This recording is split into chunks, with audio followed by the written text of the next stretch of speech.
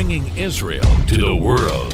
This is IBN News. With News of Israel, I'm Susan Michaels. As negotiations for a long-term understanding between Gaza and Israel are impeded, factions in Gaza are seeking to increase cross-border violence. A report from a Hamas-affiliated Gaza media outlet came out only a day after 4 rockets were fired from Gaza at Israeli communities and an incendiary balloon also released.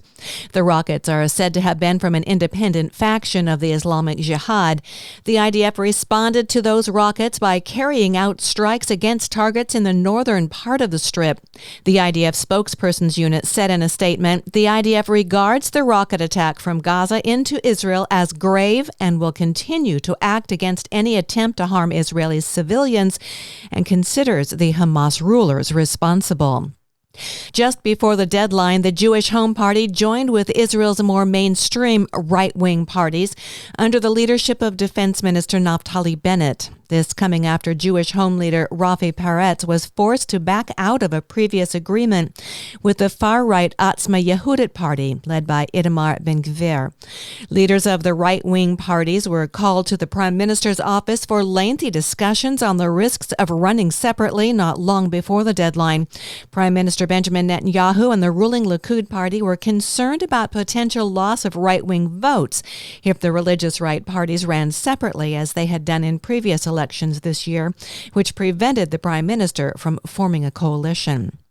Speaking to a group of European lawmakers this week, Jordan's King Abdullah II warned that if Israel succeeds in imposing an unthinkable solution by annexing parts of the West Bank, as Prime Minister Benjamin Netanyahu has vowed to do, hopes for a 2-state solution and Palestinian state would quickly come to an end.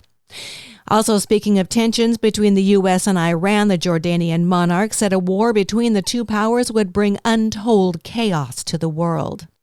And as we approach International Holocaust Remembrance Day on January 27th, a report came out this week showing that some 14,800 Holocaust survivors who were living in Israel passed away in 2019. I'm Susan Michaels. IBN. Israel Broadcast Network.